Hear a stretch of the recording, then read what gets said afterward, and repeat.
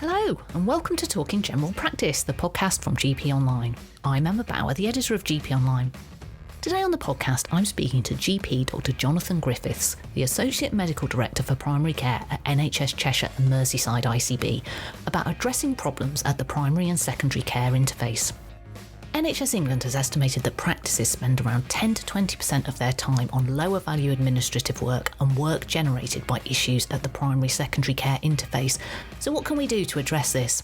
Jonathan's been working on this issue in Cheshire and Merseyside for a number of years, and in this conversation he explains what some of the main problems are, how they are aiming to address these issues in his area, and the key things he's learned through doing this work.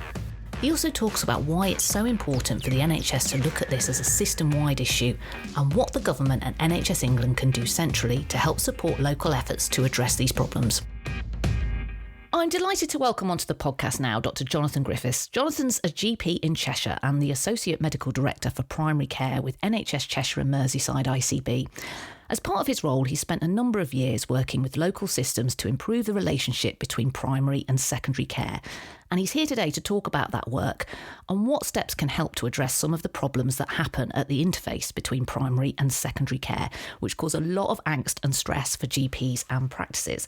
Thank you so much for coming on the podcast, Jonathan. Thank you, Emma. It's great to be here. So first of all, how is it that you became involved with solving some of the problems around the primary and secondary care interface? What's your background? What led you to do this?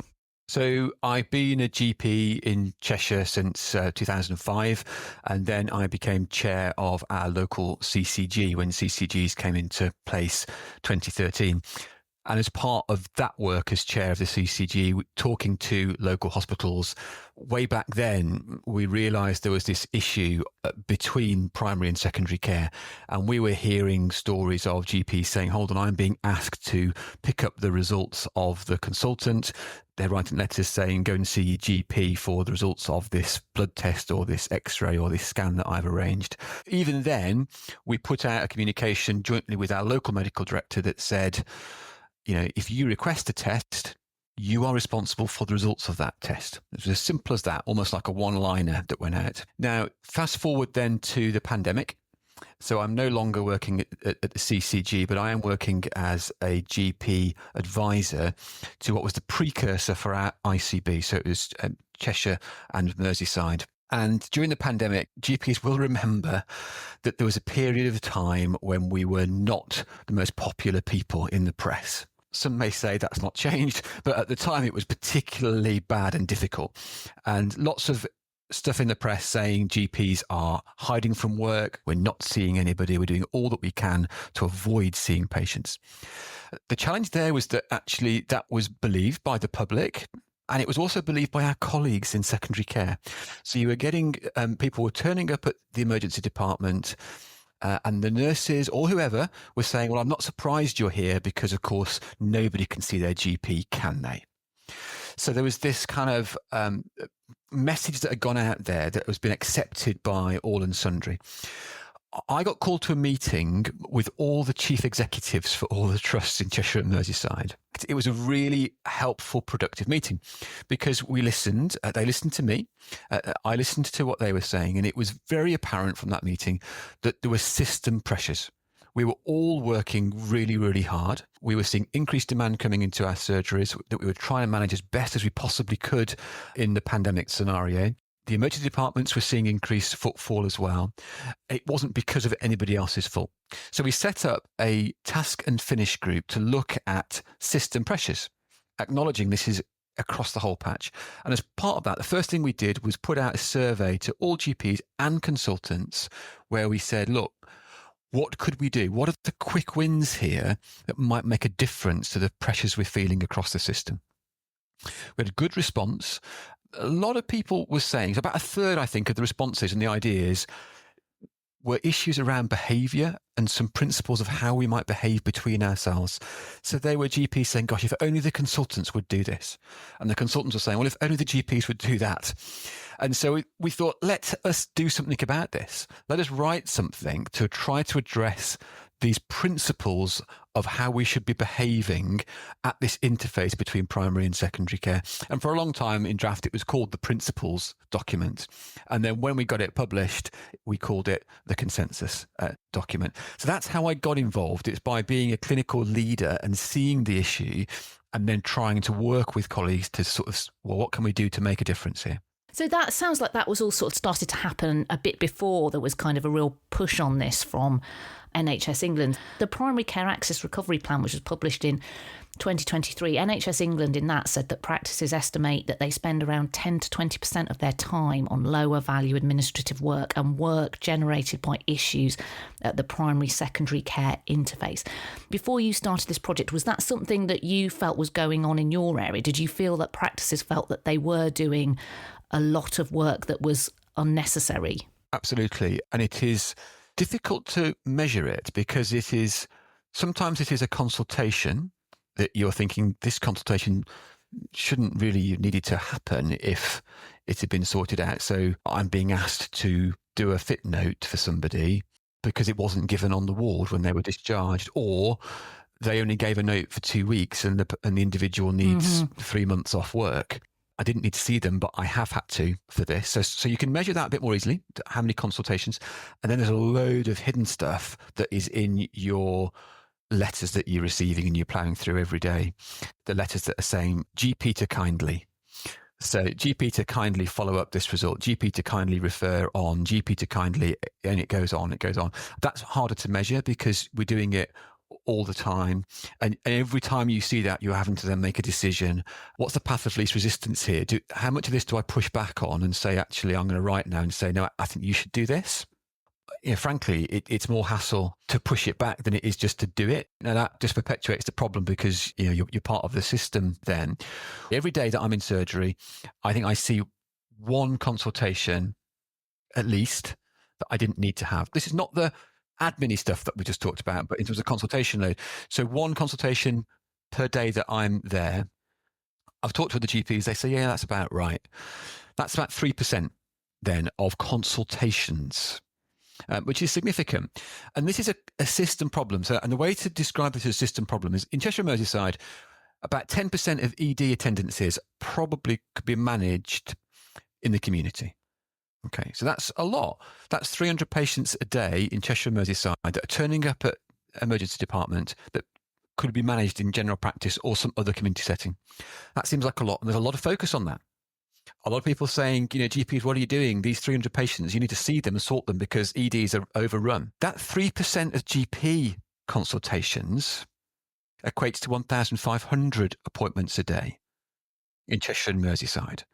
So kind of it's a system problem because if you can sort that out for us, the 1,500, well, maybe we can see your 300.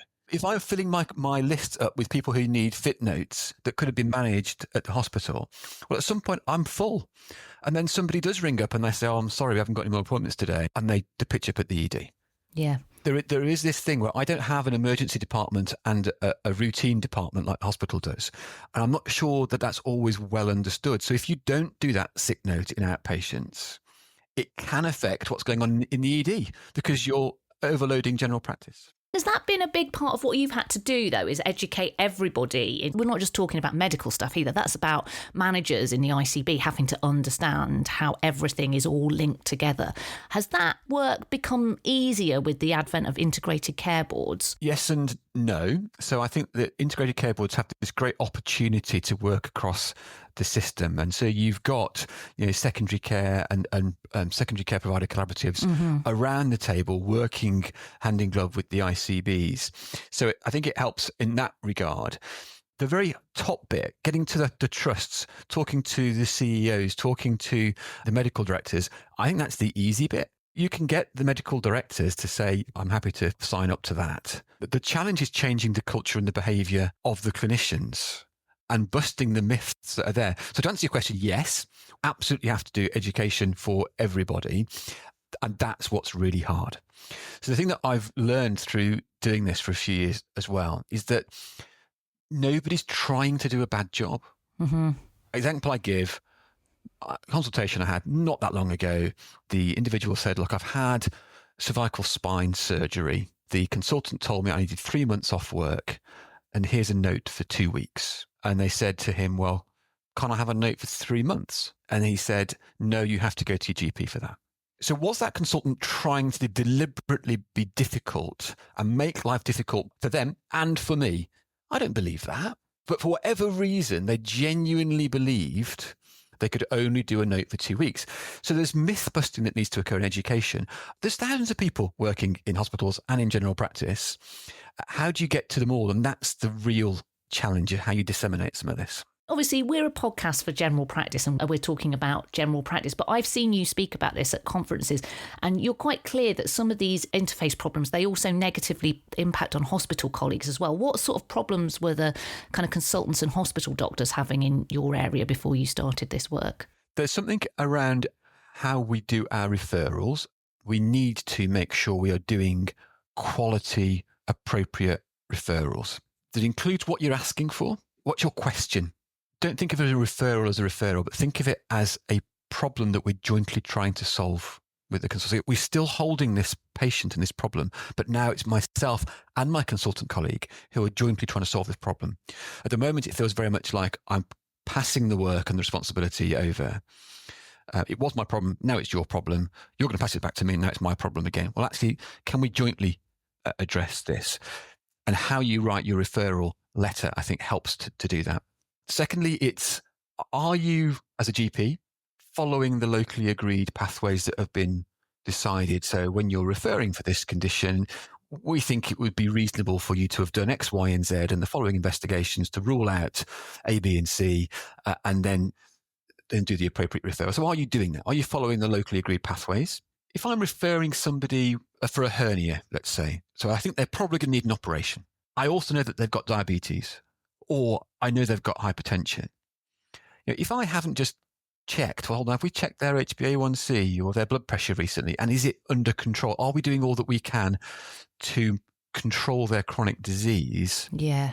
I'm not sure that's right. So we should be doing that, because I also know if they get to the preoperative assessment clinic and their HbA1c is 120, they're not going to get an operation. Now, this isn't me saying to GPs that we need to do the job of the preoperative assessment clinic. This is me saying we should do our jobs as GPs, which is about chronic disease management. Now, if we've done all that we can for this patient and we have for years been unable to get their HbA1c below 120, that doesn't say you shouldn't refer them, but actually you should probably be saying, I also need to make you aware that their diabetes is not as well controlled as it could be. This is not through lack of trying. And that's then for the hospital to determine, well, okay, what's the risk and balance here about do we need to operate or not, bearing in mind this. But are we trying to optimize people at point of referral and while we're waiting for their appointments to take place and their surgery? Those are some of the examples of things I think we could do better in general practice. It's all about communication. We're going to get onto the consensus document, I think, in a minute. But one of the things that we said at the start was principle number 1, put the patient at the centre. Number 2, treat colleagues with respect. And I wanted to kind of stop there. If you do those 2 things, everything else probably falls into line. You said earlier that you did an initial survey with clinicians across the area. And what did you do then? How did you decide to come up with this consensus document, and where did you start? We agreed that we needed to write something or have something in place, and then I wrote it. So it was as simple and not as simple as me writing it. It was easier because we were still doing this during COVID. Right. There was not the expectation that everyone's got to get into a room together and sort this out. I think if you were doing it now, there would be a greater expectation that you need to be getting around the table. And it's probably better done sitting down at a table with people, getting to know them and doing it. So back then, not only was there not an expectation, it was kind of, well, you probably shouldn't be doing that. So it was easier for one person, in this case it was me, to write an initial draft of this is what I think such a document should look like and what it should address. And then we could do that by email consensus. So it went out to all the local medical directors of all the trusts. It went out to all the local medical committees. It went out to some other GP leaders on the patch. And that's how we did it. What's actually in there apart from those first 2 things you said? So it's divided into 3 sections. There's a principles for all, a principles for primary care, and principles for secondary care. The things that are in there for all are the things like I mentioned before. So if you undertake an investigation, you are responsible for the results of that investigation, which means conveying those results to the patient and having an action plan. Things like appropriate communication. Pick up the phone and talk to somebody if you're unsure. So there are some principles about how we're going to interact with each other that we thought were valid for everybody. For primary care, it's the things that we've talked about. So it is make sure your referrals are clear. What are you saying? Make your ask very clear. Follow protocols and pathways that have been agreed already. Ensure that your people who are going for operative procedures, you are addressing their chronic disease. And then for secondary care, they're the things I think you would expect there to be. So it's, you can do a fit note, who knew? And actually, can you do a fit note for an appropriate duration as well? Prescribing is covered. So if you're wanting somebody to have a new medication, you can consider prescribing that. At the very least, you need to be doing the counselling around that intervention, explaining the side effects and including that information in your letter to us. There's bits about consultant-to-consultant referrals. So this is what we would expect you to do with consultant-to-consultant referrals. There's also things about using the medicines discharge. So you can go to your community pharmacy and have a discharge medicines review. So it's encouraging the use of that service as well. Is the aim to address all of the problems that happen at the interface, or just the ones that are the biggest bugbears for everyone? It's high level and it's principles. So in some respects, you can say it addresses them all, because if you follow high level principles, yes, the first two, patient at the centre, treat colleagues with respect, essentially try and not pass work on that doesn't need to be passed on, and also don't raise expectations of patients that somebody else is going to do this. Those high-level principles, if you follow those, you're going to cover everything. And then we have to try to be more specific about the issues that were commonly reported as being a problem. Like those consultant-to-consultant referrals. GPs tell me all the time that is a real pain, having to re-refer people back into hospitals. It is. And now we have to remember that this is partly of our own doing. And by our, I mean CCGs, which were GP membership organisations. Because we as CCGs, we told lots of trusts, you cannot do consultant-to-consultant referrals. Right. So we told them, we don't want you to do consultant-to-consultant referrals, actually, because you're referring people that don't need a referral. And actually, the GP is the better person to decide if a referral is required. So we're trying to reverse what happened then, which seemed right at the time, does not seem right now. Lots of consultants and managers in the trusts still believe that they shouldn't be doing this. Kind of conversations you have are, well, hold on, we won't be paid for this, will we? So they still believe that if they do a consultant-to-consultant referral, the ICB won't pay them for that second interaction, which they will. So we're having to get rid of some of the myths and claw back some ground with this. You didn't just produce the consensus document, you also developed a communications toolkit. And I'm assuming that's all about how you educate people about what's in the consensus document and make it real to them in their lives. We heard from consultants after it was published that anything that was the simplest, the better. So we want some really clear, simple messages. Yeah. So the idea behind the toolkit, which essentially just supports the consensus, it doesn't really say hardly anything new, but what it does is puts each issue on a page. Nearly.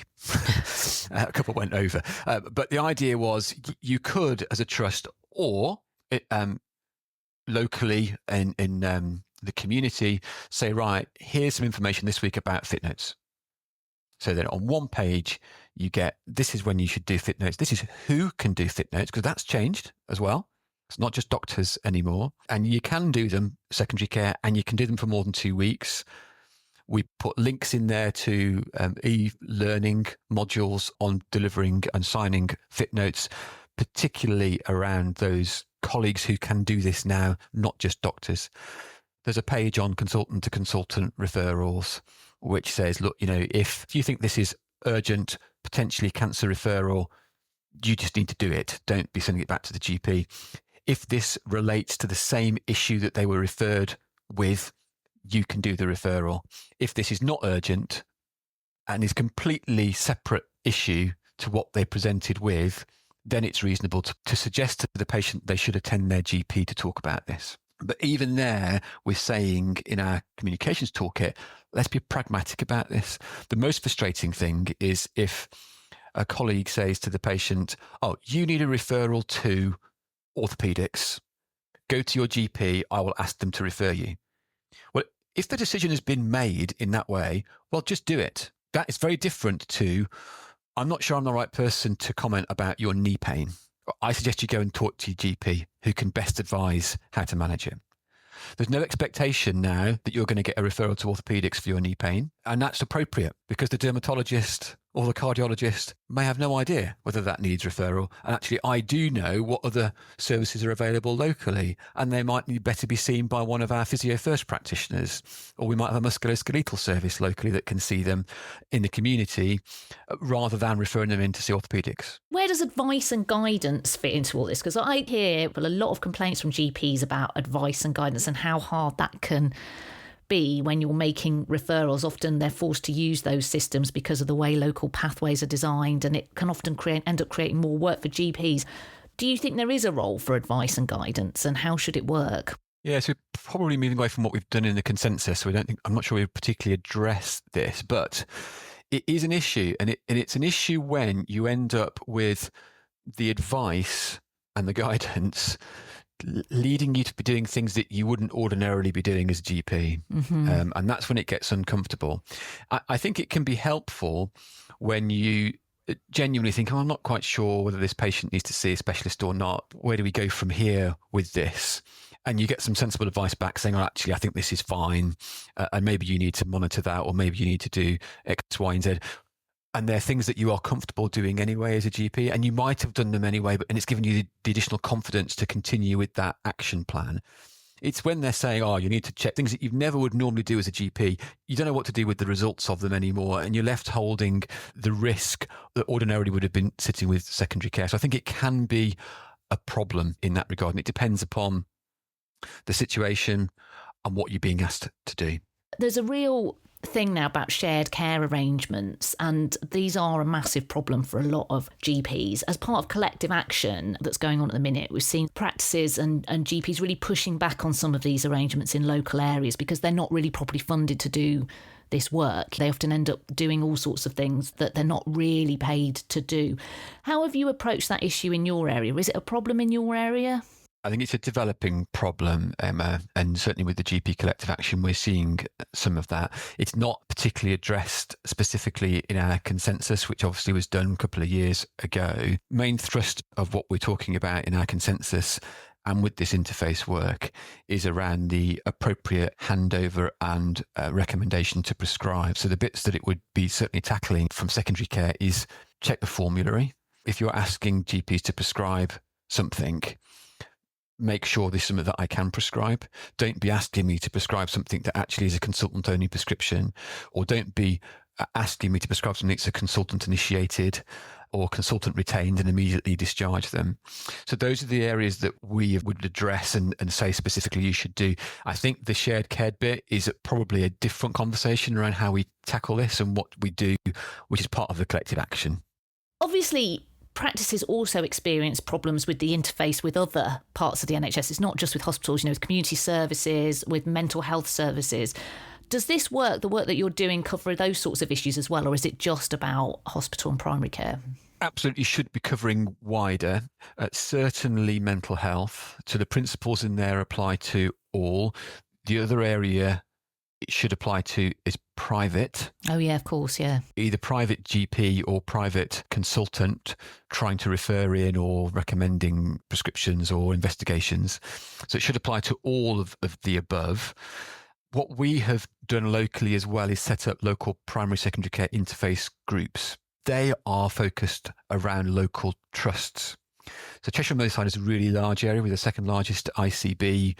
We've got loads of specialist trusts, a couple of mental health trusts. We've got community service providers and acute trusts as well. The consensus applies across all of that, but it's very difficult to then try to get down to the detail when you're covering such a large area with so many hospitals.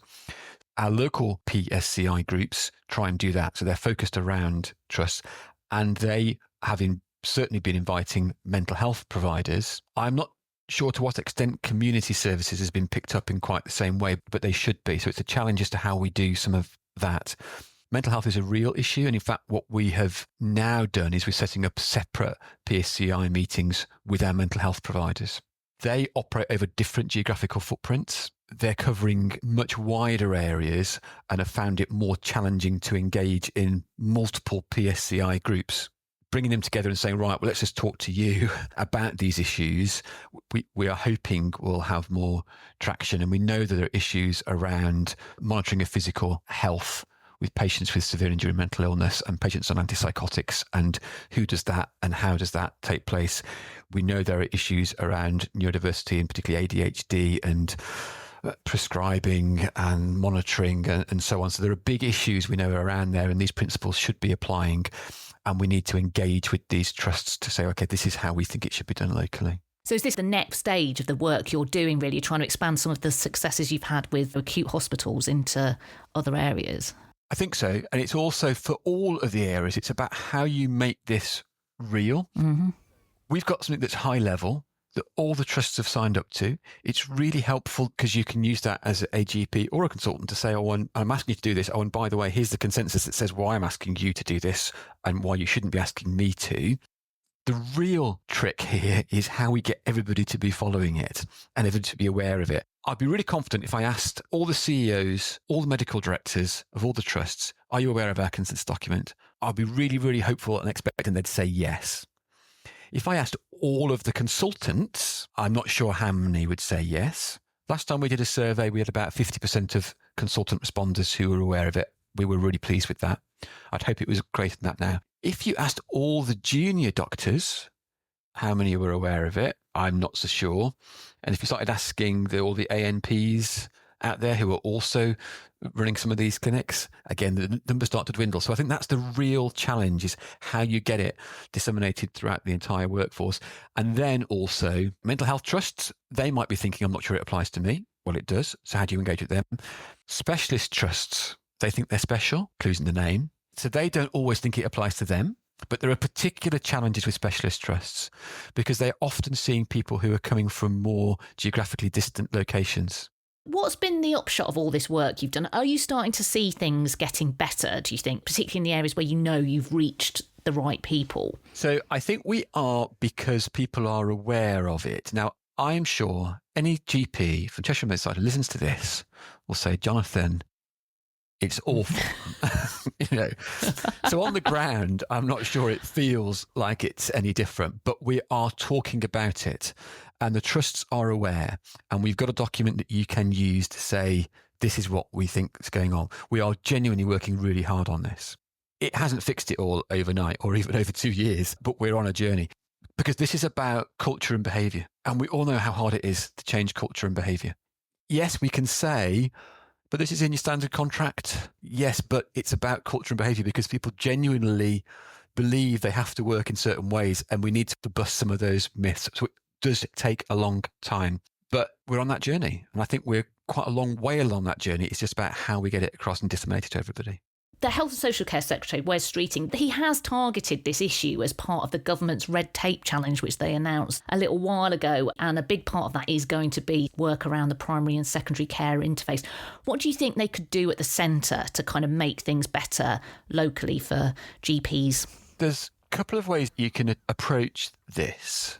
One is emphasising relationships. And I genuinely believe that's really important. So anything that you can do locally, and this is then, I'll come on to what the centre can do in a minute, because I think that is what you can do locally. Engage with your consultants, get into the hospitals, education for juniors. I think if you can go and shadow consultants, if they can shadow you, those things make a massive difference. We need to understand each other better. And when we do, I think it changes behaviours. So when consultants can understand the impact of what's happening in general practice, they start to change their behaviours. And likewise, when you can see what's happening in hospitals. The second bit, I think it needs something from the centre to the hospitals, who at the moment, I don't think, really see this as a big issue. So the red tape challenge may bring it to the fore for secondary care. One of my huge frustrations has been that this was put into the primary care access recovery plan, when most of the actions in relating to the cutting bureaucracy bit are not actions for primary care, they're actions for secondary care. And so the hospitals need to be encouraged to engage with this, and they need to see why it's a system problem that they need to engage with, not just GPs who are moaning, and they need to engage with it for that reason. So the key thing that they can do at the centre is, through NHS England, say, hospitals, you must engage in this. This is a priority. Please do something around this. Because without that push, I can't see how it's going to be a priority for them. And that's the narrative that needs to come from the top, that says, okay, we are really focused on your waiting list. We're really focused on your EDs. And they need to connect that with this, that actually some of this honestly will improve your flow. Because if you can start to free up some capacity in general practice, it will make a big difference. And it will take some pressure off your front door, and we will be in a better place to be able to manage some of these patients that otherwise are just all flooding the hospital. Link it up, create that narrative, and create it down from the top. Because if all the hospitals are really hearing is sort out your waiting list, sort out your front door, which I suspect is what actually all they're really hearing is that, oh, and make sure you're financially your targets, this is not a priority for them. The long-term NHS workforce plan, that has this idea that all foundation year doctors would spend some time in general practice. Now, obviously, we all know there's not enough space or anything like that at the minute. But, you know, in an ideal world, if we did reach a position where there was the capacity to do that, that would probably help address some of these problems as younger doctors come through. If they really understand what it's like to work, if they've done a placement in general practice for a decent length of time, they would understand some of these challenges from a different point of view. Because some doctors who end up working in hospitals never spend any time in general practice, really, do they? You're absolutely right. All of us in general practice have worked in hospitals. Yeah. For some of us, it was a while ago. Yeah. And that isn't true for our consultant colleagues. And I think you learn a huge amount. So we called it a GP consultant job swap back in CCG days. And some consultants came and spent a day in general practice, and some GPs went and spent a day in the hospital. And the consultants that did that came away. I remember one guy, he said, look, I was very skeptical about this. My dad had been a GP. I've been to the GP myself. I know what it's like being a GP. And then he came away saying he was just blown away. He had no idea of what was going on in general practice, and the demands, both from patients and the administrative demands that are coming through. So he was a huge advocate for consultants doing that. And that we could be doing that, and GPs could be doing that.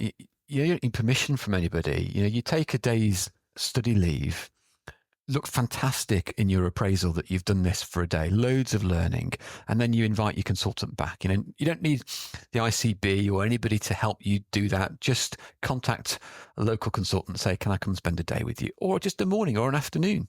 You can do that. And then say to them, do you fancy coming and spending a day with me? Yeah. Patients aren't going to mind, and you'd both learn loads.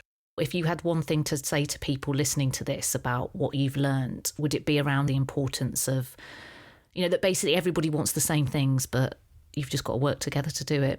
I think my key take-homes from this would be that we can all do something, and that we do need to work on relationships, and no one's trying to do a bad job. So we can moan about our consultant colleagues, but they're not trying to be difficult.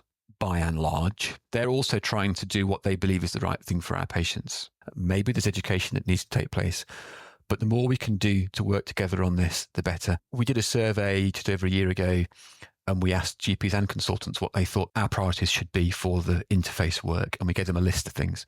What was fascinating was that they all put the things in the same order. So we all wanted the same thing. The top priority was improving the relationship between primary and secondary care clinicians. So this wasn't about tell my colleagues what to do. It was about improving the relationship. So the more we can do about that, I think we'll start to then solve it. That's a whole other podcast around how you can do that. My second take home of the one thing would be the top down bit. So we need secondary care to be engaged. And we probably can only really get that by the centre saying, hospitals, take this seriously. This is really important and will make a difference. Thank you so much for coming on the podcast, Jonathan. Thank you. You're very welcome. It's been great.